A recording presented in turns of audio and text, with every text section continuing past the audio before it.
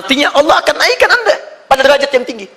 Karena hukum ujian tadi, la yukallifullahu nafsan illa wus'aha. Allah nggak akan menguji seorang hamba di luar batas kemampuannya. Jadi kalau Anda sudah dipandang oleh Allah siap menerima yang ini, maka Anda akan diberikan zilzal. Kalau Anda nggak mampu, Anda hanya akan diberikan darra atau ba'sun. Dimohon maaf, kalau di antara jamaah yang hadir saat ini, Anda merasa sedang punya masalah yang berat, membuat hati Anda goyah, saya ucapkan pada Anda, dari sekian hamba Allah yang ada di muka bumi, cuman Anda yang diberikan itu. Artinya Allah akan mengangkat derajat Anda. Ayo bahagia. Dan yakinlah, bukan orang lain yang dititipkan, Anda yang diberikan. Allah percaya pada Anda, kenapa Anda tidak yakin? Bukan orang lain. Jadi mustahil Allah memberikan ujian berat kalau Anda nggak sanggup. Karena cuma Anda yang sanggup, Anda yang dikasih. Makanya jangan mengeluh. Jangan katakan, ya Allah, kenapa saya, Allah? Why me? Kata Allah, why not? Kamu yang bisa. Yang lain tidak.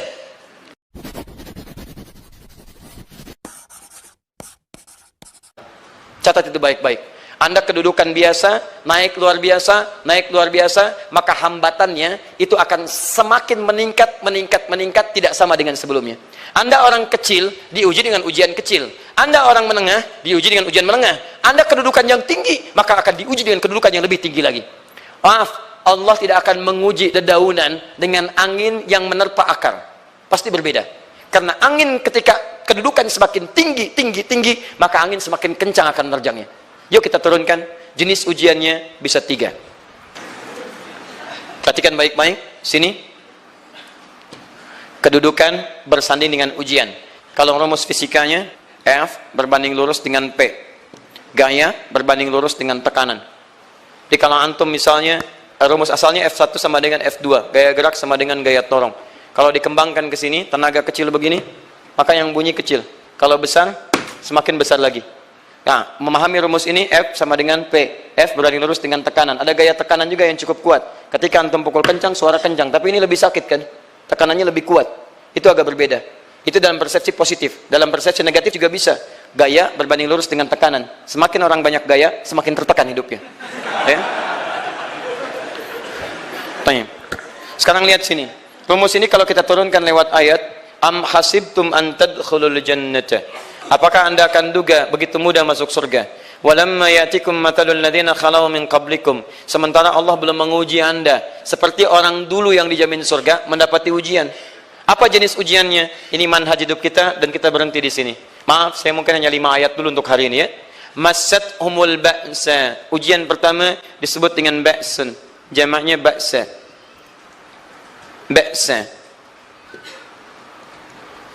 Ini masih ringan. Misal, jarang ke masjid, sekarang mulai ke masjid. Begitu antum ke masjid, Allah kasih ujian. Sesuai dengan kadar niat antum. Kasih ujian gerimis. Ke masjid gak? Itu ba'sun. Begitu antum ke masjid, orang Arab katakan, nazil matar. Turun hujan. La ba's, la ba'sa, la ba'sa. Gak ada masalah. La ba'sa. Tidak ada masalah. Serap ke dalam bahasa Indonesia, lewat. Labas. Labas, lewat. Ringan. Berarti, kalau antum diuji dengan yang ringan, maka antum kadarnya masih ringan, akan dinaikkan kepada yang menengah. Akan yang menengah. Hati-hati betul. Kalau antum belum lulus yang di sini, maka antum akan terus sampai di sini, sampai lulus di sini. Sampai lulus. Antum mau berangkat ke masjid, gerimis bisa. Tiba-tiba nggak jadi di rumah. Istri antum mengatakan, Pak kok nggak ke masjid? Hujan mah, kan cuman gerimis. Takut riak, Masya Allah. Padahal antum misalnya belum kuat untuk berangkat. Maka antum akan terus diuji di sini. Lihat rumusnya, Quran surah kedua ayat 286. La yukallifullahu nafsan illa. Allah tidak akan pernah menguji seorang hamba di luar kadar kemampuannya. Jadi kalau antum masih ujian yang ringan, antum diberikan yang ringan. Antum naik menengah, diberikan yang menengah. Antum naik lagi level tinggi, diberikan ujian yang berat. Menengahnya disebut dengan darrun. Waddarra, dari ba'sun jadi darrun. Jamaknya darra. Sudah menyakiti fisik. Kena fisik, sudah melukai, hujannya makin deras. Ya, kalau dalam kehidupan yang ini mungkin celaan biasa. Duh, sudah berubah ya, Masya Allah. Sekarang jilbabnya sudah panjang, Masya Allah. Duh, semakin panjang ya, nyaingin Batman ya, Masya Allah. Udah banyak. Begitu sudah mulai pakai cadar, ninja, oh Masya Allah. Dorla, sudah nggak enak ke fisik. Dorlun. Lihat rumusnya ya, lihat rumusnya baik-baik. Ini lebih menenangkan pada jiwa. Ketika Anda dalam level-level seperti ini artinya Allah sedang menaikkan iman Anda dalam level yang lebih tinggi lagi. Jadi ketika ada celaan menghunjam dalam lisan seseorang, sudah mulai menyakiti, itu sebetulnya pengakuan dari Allah lewat lisan orang itu, bahwa Anda sedang diangkat keimanan pada tingkat yang lebih tinggi. Ada yang mengatakan, kamu kenapa sih pakai jilbab begitu? Yang biasa aja kali. Mah, yang iman biasa sudah banyak. Saya ingin menampilkan keimanan yang luar biasa. Supaya dengan iman itu saya lebih mendoakan mama. Saya menampakkan amalan-amalan. Mudah-mudahan pahalanya bisa buat mama. Masuk dengan bahasa yang baik. Masya Allah. Jadi kalau antum bisa melawan hal-hal demikian dengan bahasa yang indah, itu nyaman kepada jiwa. Kadang-kadang ada kalimat-kalimat yang tidak perlu pakai dalil, teman-teman sekalian. Kembalikan ke sini. Terakhir, wazulzilu zilzal. Zulzilu zilzal. Gempa. Goyang. Dia ada ujian yang bisa menggoyangkan diri kita. Membuat gempa hati kita. Antum sudah nggak kuat, kadang-kadang jalan sempoyongan, padahal nggak ada gempa di luar. Cuman hati kita kayak kena goncangan. Diserang sana, serang sini, nggak bisa tidur, nggak bisa makan, tawarin ini susah, itu susah. Wazulzilu. Bahkan hatta yaqula Rasul walladzina amanu ma'ahu mata nasrullah. Sampai-sampai Rasul SAW, bahkan orang-orang beriman, bahkan yang setelahnya bisa mengatakan, kapan ini berakhir? Akan tiba masa Anda mengalami satu situasi sampai Anda mengatakan, kapan berakhirnya yang seperti ini? Serang, serang, serang. Perhatikan, jika Anda berada pada level ini, saya ucapkan selamat kepada Anda. Karena Anda akan diangkat pada kedudukan yang tertinggi di antara sekian ujian yang ada. Zuzan. Artinya Allah akan naikkan Anda pada derajat yang tinggi.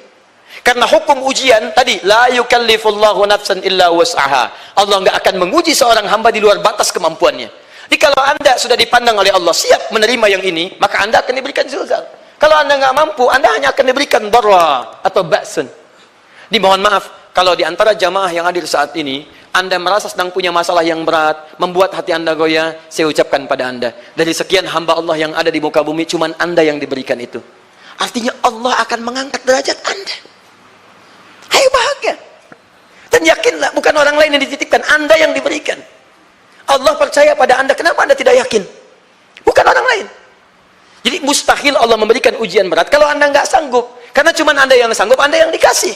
Makanya jangan mengeluh. Jangan katakan, ya Allah, kenapa saya, ya Allah? Why me? Kata Allah, why not? Kamu yang bisa. Yang lain tidak. Dan tanpa harus Anda menuliskan status. Memang cuma saya yang sanggup. Oh, Masya Allah. Gak usah. Sadari. Kalau bukan sayang, Allah itu punya sifat adil. Gak mungkin menukar sesuatu di luar kadarnya. Antum tahu cicak? Halo? Jangan katakan wallahu alam, cicak. Cicak, baik. Bagaimana aktivitasnya? Merayap. Di mana? Dinding. Apa makanannya? Nyamuk. Nyamuk bagaimana aktivitasnya?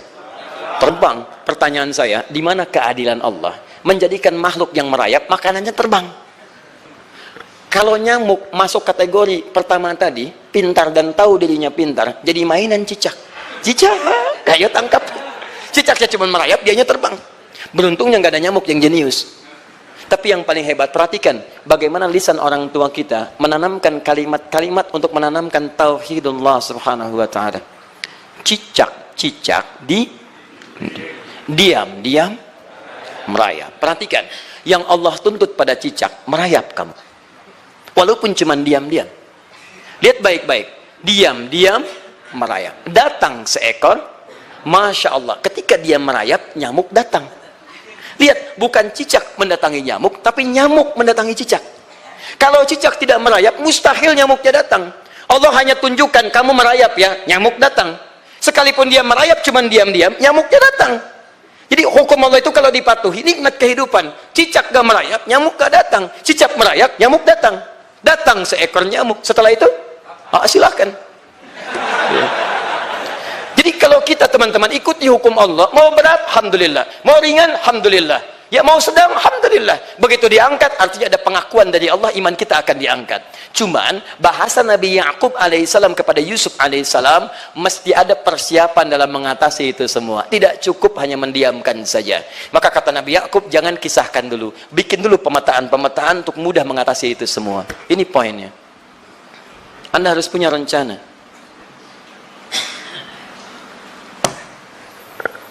Maka Nabi Ya'qub menyiapkan. bekali dulu ini, siapkan itu. Kalau ambil ke aspek teori untuk kita sekarang, tafsir dari ini untuk menyelesaikan solusi di Quran surah kedua ayat 214 tadi, maka jawabannya ada di Quran surah ketiga ayat 142, paling kiri sebelah atas. Ini kanan sebelah bawah, ini kiri sebelah atas. Dan awal ayatnya dibuka dengan kalimat yang sama. Perhatikan, Al-Baqarah ayat 214 kalimatnya menggunakan am hasibtum an tadkhulul jannah. Ali Imran 142 am hasibtum an tadkhulul jannah. Yang Al-Baqarah itu ujiannya walamma ya'tikum mathalul ladzina khalau min qablikum masathumul ba'sa wad-dharra waz-zulzilu. Yang Ali Imran itu solusinya. Am hasibtum an tadkhulul jannata walamma ya'lamillahu alladzina jahadu minkum wa ya'lamas sabirin. Saya tutup sampai sini dulu. Teman-teman perhatikan, walamma, sedangkan Allah ya'lamillahu alladzina jahadu minkum, belum melihat kesungguhan Anda untuk mengatasi berbagai persoalan kehidupan itu. Kalimat jahadu, akar katanya dari kata al-juhdu. Serius. Sungguh-sungguh. Jadi kalau persoalan Anda ingin segera selesai, Anda mesti serius.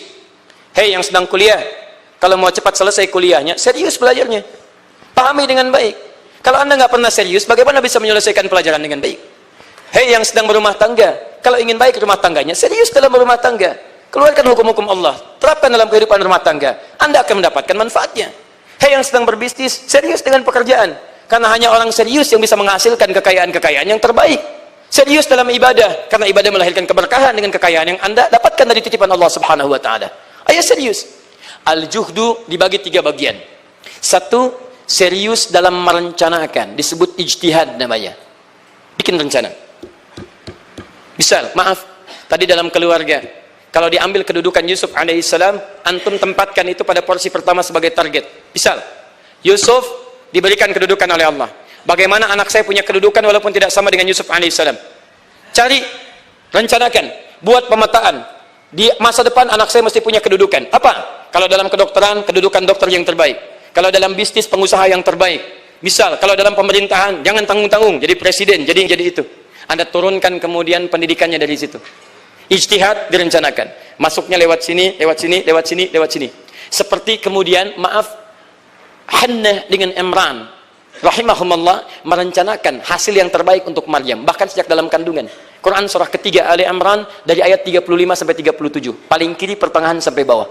Idh qalat imra'atu Imran, Rabbi inni nazartu, bahkan nazar. Nazartu ma fi batni muharrara, saya bernazar anak saya yang lahir ini akan punya kedudukan dekat dengan Allah Subhanahu wa taala. Di sejak bayi direncanakan. Mau jadi apa? Setelah itu apa? Jihad. Jihad itu kesungguhan dalam mempraktekkan, mengaktualisasikan konsep yang sudah dibuat. Jangan sampai cuma berdoa tapi doanya tidak disandingkan dengan ikhtiar, nggak nyambung. Makanya ketika lahir ada jihad, jihad dengan doa. Falamma wada'at faqalat rabbi inni wada'tuha untha, ayat 36-nya. Wallahu a'lamu bima wada'at wa laysa dzakaru kal untha. Lihat, wa inni sammaituha Maryam wa inni u'idzuha bika wa dzurriyyataha minasyaitonir rajim. Doa. Setelah berdoa apa? Teruskan. Bagian akhirnya ayat 37-nya. Maaf teman-teman, tidak cukup dengan doa. Karena Maryam masih dekat dengan Allah, punya kedudukan, dia mesti dirawat oleh orang yang paling saleh. Cari Nabi Zakaria, orang saleh. Mesti merawat. Tempatnya masih netral dari keburukan, bikin mihrab. Jadi tempat dibuatkan, orang soleh merawat, doa dipanjatkan, doa berbanding lurus dengan ikhtiar. Apa yang terjadi? Ayat 37-nya. Fataqabbalaha rabbuha biqabulin hasanin wa ambataha nabatan hasana. Maka Allah Subhanahu wa taala menerima usaha orang tua ini. Doanya diterima, ikhtiarnya diterima.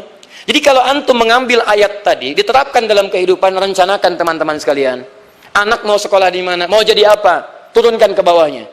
Oh, dia mau jadi dokter, dokter yang hafal Quran, turunkan. Pendidikannya di sini sampai paling kecilnya. Siapa gurunya yang dekat dengan Allah? Sekolahnya yang menjauhkan dari hal-hal keburukan. Sampai satpamnya soleh, security-nya soleh, koperasinya orang-orang soleh, gurunya orang-orang soleh. Hadirkan. Kalau ikhtiarnya sudah nyambung dengan doa, maka fataqabbalallah. Qabbalallah. Taqabbalaha rabbuha. Diterima Maryam, antum diterima. Jadi kadang-kadang yang nggak nyambung nih begini, doanya nggak nyambung dengan ikhtiar, itu masalahnya. Ya Allah, mohon ya Rabb, jadikan anak saya rajin sholat, hafal Al-Quran, tapi ditempatkan di sekolah yang tidak pernah mengajarkan sholat, gak nyambung.